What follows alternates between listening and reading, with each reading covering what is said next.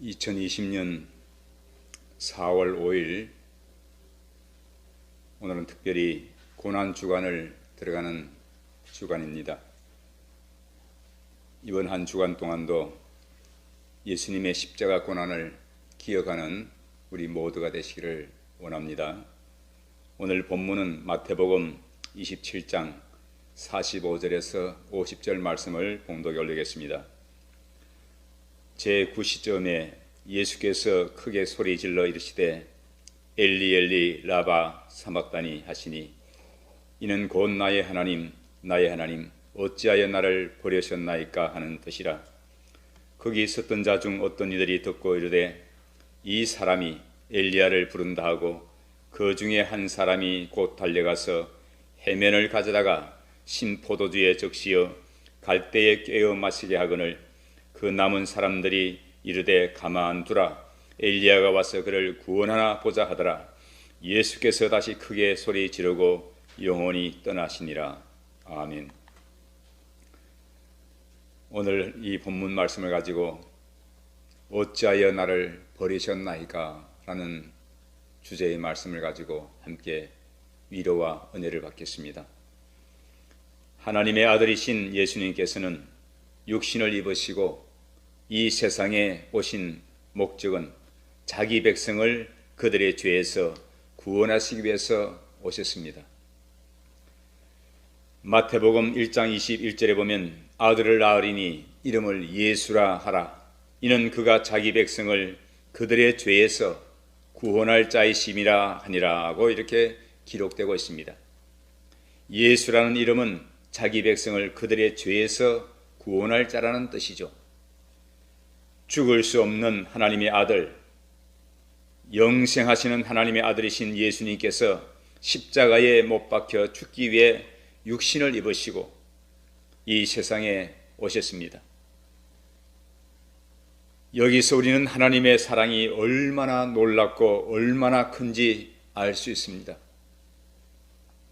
로마서 5장 6절에서 11절 보면 우리가 아직 연약할 때의 기약대로 그리스도께서 경건하지 않는 자를 위하여 죽으셨도다. 의인을 위하여 죽는 자가 쉽지 않고 선인을 위하여 용감하게 죽는 자가 혹 있거니와 우리가 아직 죄인 되었을 때에 그리스도께서 우리를 위하여 죽으심으로 하나님께서 우리에 대한 자기의 사랑을 확증하셨느니라. 그러면 이제 우리가 그의 피로 말미암아 의롭다 하심을 받았으니 더욱 그려 말미암아 진노하심에 구원을 받을 것이니 곧 우리가 원수 되었을 때에 그의 아들의 죽으심으로 말미암아 하나님과 화목하게 되었은즉 화목하게 된 자로서는 더 그의 살아나심으로 말미암아 구원을 받을 것이니라. 그뿐 아니라 이제 우리로 화목하게 하신 우리 주 예수 그리스도로 말미암아 하나님 안에서 또한 즐거워하느니라. 이렇게 기록되고 있습니다. 여러분, 죄값은 사망입니다. 그러므로 누구든지 죄를 범하게 되면 죽습니다. 로마서 3장 10절에서 12절에 보면 기록된 바 의인은 없나니 하나도 없으며 깨닫는 자도 없고 하나님을 찾는 자도 없고 다 치우쳐 함께 무익하게 되고 선을 행하는 자 없나니 하나도 없도라고 기록되고 있습니다. 이 말씀이 사실이라면 모든 사람은 죽을 수밖에 없고 멸망할 수밖에 없습니다. 하나님께서는 죄값으로 죽을 수밖에 없는 우리를 구원하기 위해서 독생자이신 예수님을 이 세상에 보내주셨습니다. 예수님께서는 하나님의 아버지의 뜻을 이루기 위해서 이 세상에 오신 분이죠. 요한복음 6장 38절에서 40절에 보면 예수님께서는 내가 하늘에서 내려온 것은 내 뜻을 행하려 함이 아니요 나를 보내신 이의 뜻을 행하려 함이니라. 나를 보내신 이의 뜻은 내게 주신 자 중에 내가 하나도 잃어버리지 아니하고 마지막 날에 다시 살리는 이것이니라. 내 아버지의 뜻은 아들을 보고 믿는 자마다 영생을 얻는 이것이니 마지막 날에 내가 이를 다시 살리리라 라고 말씀합니다. 여러분, 주님은 하나님의 아버지의 뜻에 순종하여서 이 땅에 오셔서 십자가를 지셨습니다. 십자가를 지시고 하나님의 택한 백성들을 한 명도 잃어버리지 않고 구원하시는 것이 바로 주님의 뜻이었습니다. 히브리서 9장 22절에 보면 율법을 따라 그의 모든 물건이 피로서 정결하게 되나니 피 흘림이 없은즉 사함이 없느니라고 기록되어 있습니다. 이 피 흘림을 통해서만 사함 받을 수 있다는 의미입니다. 구약시대에는 죄를 범한 사람이 하나님 앞에서 죄 사함을 받으려면 양을 잡아서 그 피를 제단에 뿌림으로 속죄의 제사를 드렸습니다. 범죄한 사람은 죽을 수밖에 없는데 양이 대신해서 죽음으로써 죄 사함을 얻을 수 있을 것이죠. 이스라엘 백성이 애굽을 떠나기 전이었습니다. 장자가 멸망당하는 큰 재앙이 하늘로부터 내려오기 시작했습니다. 그때 하나님께서는 천사를 보내셔서 하나님의 백성에게는 양을 잡아서 그 피를 문설주에 바르도록 명령하셨습니다. 그러면 장자를 멸망해서 구원할 수 있다고 하나님은 말씀하셨습니다. 하나님께서 시키시는 대로 했더니 집집마다 장자가 멸할 때에 피가 묻어있는 집은 하나님께서는 들어가지를 않고 지나갑니다. 그 피 때문에 멸망당하지 않은 것입니다. 이 절기를 기념해서 바로 이 기념한 날이 유월절이옵시다. 근데 예수님께서 십자가에 못 박히신 날도 바로 유월절이었습니다. 그날도 유대인들은 유월절을 준비하고 있었습니다. 바로 유월절에 양들이 죽음을 당하게 되어 있었습니다. 요한복음 1장 29절에 보니까 세례 요한은 예수님을 가리켜서 세상 죄를 지고 가는 하나님의 어린 양이라고 말하고 있습니다. 예수님께서는 유월절의 어린 양처럼 고통 가운데 부러지며 죽임을 당하셨습니다. 마태복음과 마가복음을 종합해 보면 예수님께서는 십자가에 못 박히신 시간은 3시입니다. 즉 우리나라 시각으로 말하면 오전 9시입니다. 예수님께서는 3시부터 9시, 우리나라 시각으로 오전 9시부터 오후 3시까지 6시간 동안 십자가에서 고난을 당하십니다. 예수님께서는 두 손과 두 발이 못이 박힌 채 십자가에 매달려서 계셔야 됐습니다. 이런 상태로 어떤 사람은 일주일 동안 죽지 않고 살아있다고도 합니다. 얼마나 고통스럽겠습니까? 그렇게 고통당하다가 온몸에 피와 물이 빠져서 나가므로 결국에는 다 빠지고 나면 죽음을 갑니다. 두 손과 두 발이 십자가에 못 박혀 있을 때의 고통은 이루 말할 수 없이 크다고 합니다. 그러나 그 고통 때문에 사람이 죽는 것은 아닙니다.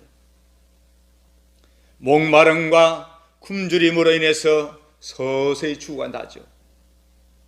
일주일 동안 먹지도 않고 마시지도 않고 계속 피를 흘리고 온몸에 수분이 빠져나가므로 결국은 죽게 된다는 것입니다. 십자가 행위야말로 사람을 말려서 죽게 만드는 가장 잔인한 사형 제도입니다. 그런데 예수님께서는 6시간 만에 운명하십니다. 제가 언젠가 칼럼에서도 그 말씀을 했는데 예수님께서는 얼마나 몸이 쇠약하셨는지를 볼 수 있는 대목이죠. 예수님께서는 끌려다니면서 재판을 받으시고 채찍질을 당하셨습니다. 얼마나 시달렸었는지 십자가 형틀에 매달렸을 때는 6시간밖에는 버틸 힘이 없었다는 사실입니다. 예수님께서 십자가에 못 박히신 날은 바로 금요일이었습니다. 유대인들은 금요일 해지는 저녁부터 토요일 해지는 시간까지가 뭐냐? 안식일입니다. 유대인들은 안식일에 시신을 십자가 위에 둘 수가 없었는 거예요. 그래서 시신을 치우기 위해서 창으로 찔러서 죽인다고 합니다. 그래도 죽지 않으면 다리를 꺾어 죽여서 땅속에 묻는다고 합니다. 그러나 이미 운명하신 예수님은 창에 찔리기만 하시고 다리는 꺾이지 않으셨습니다. 예수님께서는 이렇게 십자가의 고통을 처절하게 당하셨습니다. 그러나 무엇보다도 더 큰 고통스러운 것은 하나님으로부터 버림받는 바로 고통이었습니다. 죽음은 분리되는 것입니다. 육신의 죽음은 영혼으로부터 육신이 분리되는 것이고, 영혼의 죽음은 하나님으로부터 영혼이 분리되는 것을 의미합니다. 곧 하나님으로부터 버림받는 사실이죠. 구약 성경에 나오는 사울 왕을 보십시다. 사울 왕은 하나님으로부터 버림을 받았습니다. 그는 살아있지만은 죽은 자였습니다. 육신은 살아있지만은 영혼이 바로 죽은 상태였죠. 이 세상에는 이런 사람이 얼마나 많은지 모릅니다. 죽음이 얼마나 불행한 것인가를 모르는 세상 사람들은 그 고통을 느끼지를 못합니다. 그는 예수님께서 고통이 너무 커서 엘리 엘리 라마 사박다니, 즉 나의 하나님 어찌하여 나를 버리셨나이까 하고 부르짖었습니다. 예수님께서는 죄로 말미암아 하나님으로부터 버림받을 수밖에 없는 저와 우리를 구원하기 위해서 하나님으로부터 버림을 받으셨습니다. 이 빛이 되신 하나님으로부터 버림받는 순간 예수님께서는 완전한 흑암 가운데 들어갔습니다. 흑암 가운데. 오늘 이 본문 45절에 보니까 제6시로부터 온 땅에 어둠이 임하여 제9시까지 계속 되더니라고 기록되어 있습니다. 3시간 동안 해가 얼굴을 감춤으로 온 세상이 캄캄하게 어두웠습니다.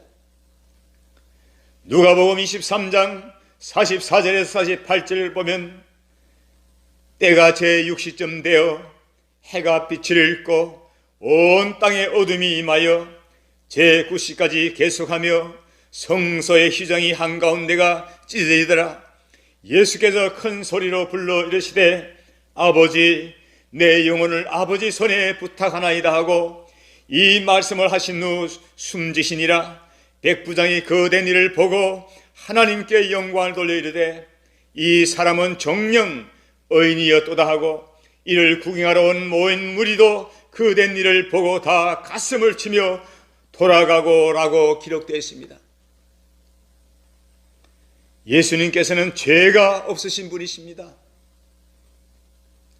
그런데 죄인된 우리를 위하여 모든 죄를 짊어지시고 십자가에 못 박혀 죽으셨습니다. 예수님은 전지전능하신 바로 하나님이십니다. 그러므로 얼마든지 원수들을 멸하고 십자가를 지지 않을 수도 있었습니다.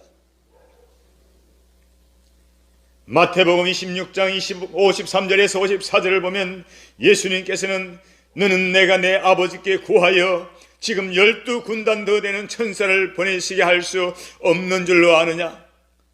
내가 만일 그렇게 하면 이런 일이 있으리라 한 성경이 어떻게 이루어지겠느냐라고 말씀하고 계십니다. 예수님께서는 예언의 말씀을 이루시기 위해 묵묵하게 십자가를 지셨습니다. 사랑하는 성도 여러분, 멜 깁슨의 영화가 있습니다. 그 영화를 보면 그리스도의 순환이라는 제목이 있습니다. 이 멜 깁슨의 그리스도의 순환을 지금도 아마 조금 단편적으로는 유튜브 방송에도 있을 겁니다. 아마 저는 오래전에 이 영화를 한번 봤는데 멜 깁슨은 원래 카톨릭 신자였습니다. 지금으로부터 보면 한 25년 전 그런 바로 약물 중독자였는데 어느 날 하나님의 말씀인 성경을 읽고 주님께 깊은 기도를 하다가 성령님의 음성을 듣고 크게 변화를 받았던 인물이시다. 그는 예수님을 구주로 만난 날부터 꿈을 갖게 되었습니다. 그 꿈은 100% 복음 영화를 만들어서 주님을 전가하는 것이었습니다. 그는 이 브레이브 하트라로 아카데미 영화 감독상과 제작상을 받은 후에 자신의 꿈을 이루기 위해서 예수님 영화를 만들기로 결심하고 꿈을 살립니다. 그런데 문제가 생겼습니다. 제작자 스폰서를 구할 수 없었던 것입니다. 그 이유는 배너처럼 간접적인 종교 영화도 아니고 직접적인 예수 영화가 성공한 사례가 없었다고 모든 사람은 반대를 합니다.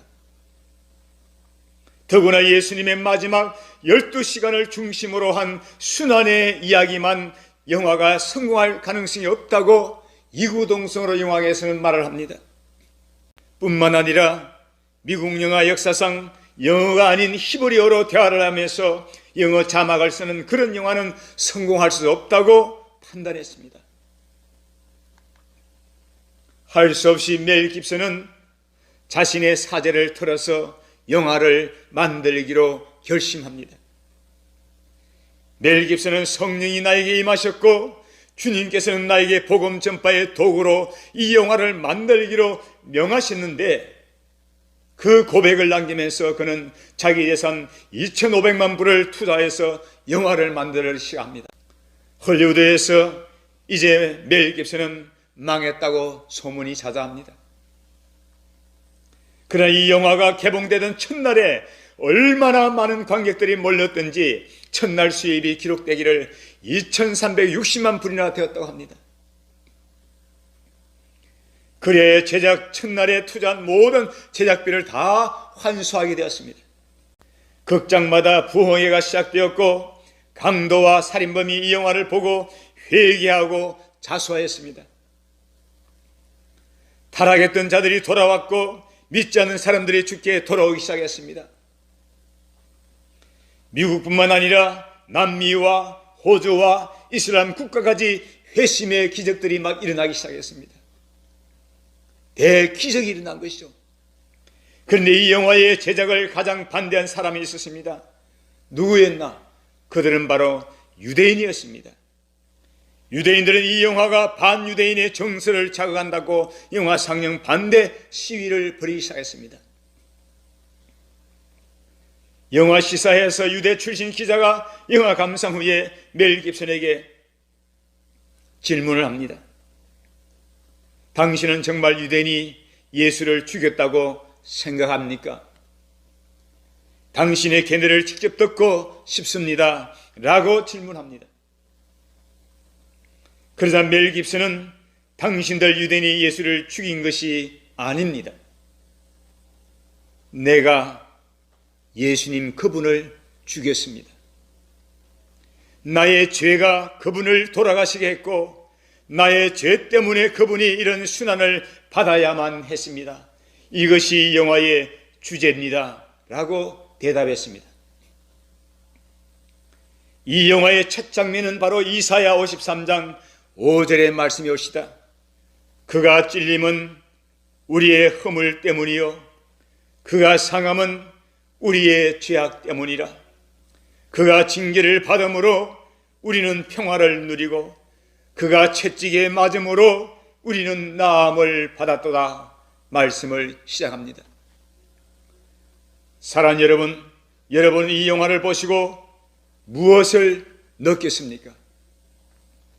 저는 예수님께서 십자가에 못 박혀 죽으신 고난만을 늘 생각했는데, 예수님께서 고난 당하시 이전에 12시간을 끌려다니면서 채찍질을 당하고 피투성이가 되기까지 얼마나 큰 고통을 당하셨는가를 이 영화를 통해서 깨달음을 다시 한 번 더 깨달았습니다. 우리 주님께서 고난 당하셨기에 저와 여러분이 오늘 바로 구원을 받았습니다. 우리 예수님께서 고난 받으심으로 이 교회가 탄생했습니다. 예수님께서 고난 당하심으로 말미암아서 한국 교회가 탄생했고 세계 교회가 탄생했고, 누가 예수님을 못 박았습니까? 바로 우리가 아니 나이가 예수님을 십자가에 못 박은 사람들이올시다. 그러나 우리는 지금도 예수님을 십자가에 못 박는 죄를 얼마나 많이 범하고 있습니까? 이제는 더 이상 예수님을 십자가에 못 박는 죄를 범하지 마십시다. 그리스도의 남은 고난에 동참하는 성도님들이 되기를 바랍니다. 우리가 예수님의 십자가의 고난으로 구원받은 것처럼 더 많은 영혼들이 구원받아서 주님께 돌아오게 하기 위해서는 누군가가 고난을 함께 받아야 합니다. 누군가가 고난의 열매가 있어야 합니다. 아직도 예수님을 모르는 사람을 구원하기 위해서는 누군가가 희생을 해야 합니다. 부족한 저는 젊은 날 주님께 기도하기를 어떻게 하면 수많은 사람들이 주님께 돌아오겠습니까? 하면서 울면서 묵상하고 깊은 기도를 드리는데 그때 주님께서 영감을 주십니다. 열차를 타고 다니면서 부산에서 서울까지 복음을 전해라 성령님의 영감을 받았습니다. 그때는 오늘날과 달라서 열차 안에서도 간간히 복음을 전할 수가 있는 그런 시대입니다. 매주 목요일부터 금요일까지는 느린 열차 12칸 열량인 싼 열차를 타고 가방 안에는 전도지 수천 장 때로는 만 장 가까이 넣어서 열차에 타고 복음을 전합니다. 부산에서 서울까지 갑니다. 때로는 대전까지 가다가 전도지가 다 떨어지면 거기에서 내려옵니다. 또한 부산까지 돌아오는 길에는 열차 안에서 전도하면서 상담하고 만났던 분들의 주소를 정리하고 그분들에게 돌아와서는 편지를 쓰면서 다시금 확신을 심어줍니다. 그리고 가까운 교회에 출석하게끔 도와준 시간이 몇 년간 계속했습니다. 그 일이 바로 사랑하는 나의 주님께서는 부족한 못난 종을 바로 그때에 사용하신 사건이에요.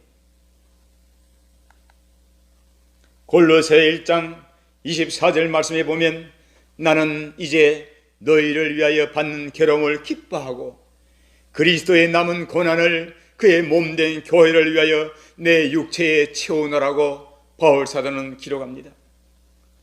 사도 바울은 영혼을 구원하기 위해서 희생하는 고난을 그리스도의 남은 고난이라고 그는 정의합니다. 이 말은 바울 사도 바로 바울 사도의 고백이었고 사도 바울은 이 고난을 기꺼이 받겠다는 것이었습니다. 이 말대로 사도 바울은 일평생 많은 영혼들을 구원하기 위해서 헐벗고 굶주리고 매를 맞고 죽을 고비를 수없이 넘기면서 순교자가 되었습니다. 아무쪼록 저와 여러분은 예수님의 십자가 고통을 통해서 이 고난을 통해서 구원받게 된 은혜를 감사하고 주님의 은혜에 보답하기 위해서 그리스도의 남은 고난에 동참하는 성도들이 되기를 바랍니다. 기도하겠습니다. 하나님 아버지, 이번 주간은 특별히 예수님의 고난을 맞이하는 주간입니다. 오늘 선포된 말씀과 같이 어찌하여 나를 버리셨나이까 주님의 그 고통받는 우리가 음성을 되새기면서 한 주간 모두가 승리하게 하시고 또한 주님의 몸된 전을 위해서 교회를 지키기 위해서 온라인 예배를 통해서 하나님 앞에 헌금을 보내는 모든 성도들 가정을 주께서 복의 복을 더하여 주시며 그들의 가정이 하나님 아버지 물질에 고통당하지 않도록 하나님 축복하여 주옵소서. 감사드리며 구주 예수 이름을 기도하며 축복하옵나이다.